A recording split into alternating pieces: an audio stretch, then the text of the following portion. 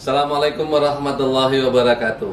Saya Bul Musrid, Bupati Aceh Singkil, mengimbau kepada seluruh masyarakat Aceh Singkil untuk dapat tenang, tidak panik, namun tetap waspada terhadap virus corona.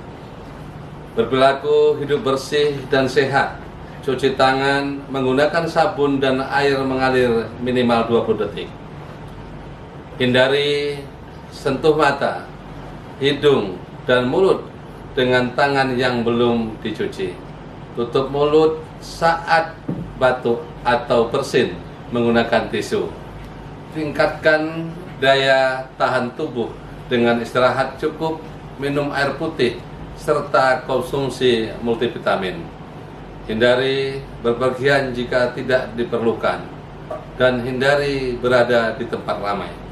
Apabila mengalami gejala flu, gunakan masker medis, tetap tinggal di rumah atau segera ke fasilitas kesehatan, serta hindari aktivitas di luar rumah.